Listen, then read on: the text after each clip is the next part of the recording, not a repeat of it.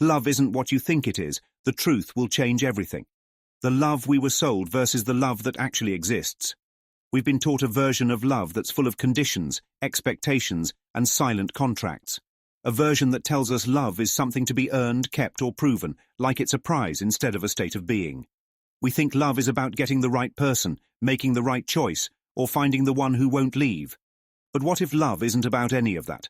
What if the real reason love feels complicated, painful, or exhausting is because we've been looking at it all wrong? Today, we're breaking down some of the biggest illusions about love, the things that make us chase it, suffer for it, and misunderstand it. And when we strip away the illusions, what's left? Something deeper, something real, something that was never missing in the first place. Let's talk about it. If they won't grow with you, does that mean you were their lesson or they were yours? Not every connection is meant to last forever. Some are just meant to teach. But here's the thing. We always assume we're the main character in the story, that we are the ones growing and they are the ones refusing to evolve. But what if it's the other way around? What if you were meant to be in their life so they could learn something? And what if their role in your life was simply to show you what you needed to release? Some people cross our path to challenge us, to shake us, to hold up a mirror we'd rather not look into. Sometimes the hardest lesson is realizing not everyone is meant to walk the whole journey with you. And sometimes the lesson was never about them. It was about your own ability to let go. Is love something you align with, or something you realize was never missing in the first place? People talk about finding love like it's some hidden treasure. They say you need to align with love, attract love, manifest love, like it's outside of you, like it's some scarce resource you have to chase. But what if love isn't something you get? It's something you are. What if the whole journey isn't about searching for love, but waking up to the fact that you were never without it? You don't have to align with air to breathe. You don't have to align with gravity to stay grounded. Love is the same, it's fundamental, it's everywhere. The only thing that changes is whether or not you're aware of it. Love was never missing. Your recognition of it was. If I choose me, who was choosing for me before? Maybe that's the real question. We say I choose me like it's some grand declaration of self-worth. And it is. But if you have to start choosing yourself, that means for a long time, you weren't. So who was making your choices? Were you living based on someone else's expectations? Were you prioritizing their comfort over your own? Were you seeking validation, approval, or love in exchange for self-abandonment?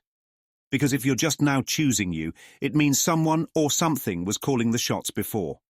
And maybe that's the real work, not just choosing yourself, but understanding why you ever thought you had to choose anyone else first.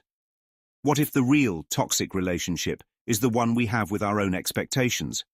We call people toxic, but how often do we look at the expectations we place on them? Expectations can be silent contracts we never tell people they signed.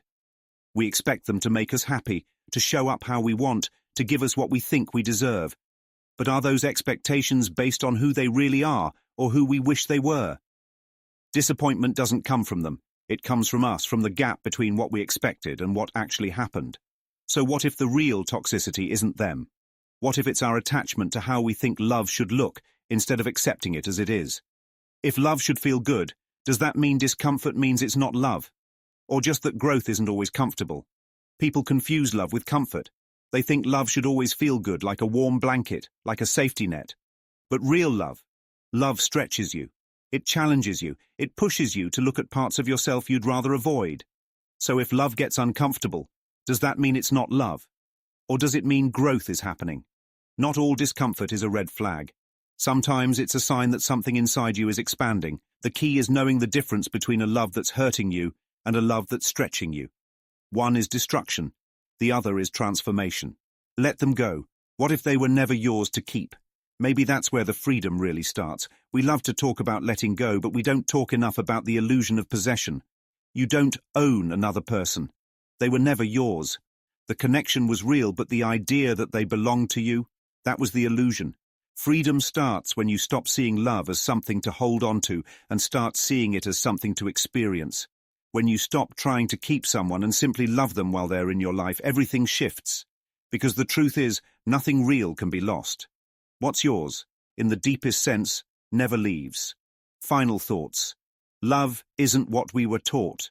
We've been sold a version of love that's transactional, possessive, and conditional, But real love isn't about keeping someone, it's not about needing someone, it's not about choosing between yourself and them. It's about seeing love for what it truly is, something that was never missing, something that never had to be earned, something that was already yours all along. The only thing that was ever in the way was the illusion that it wasn't.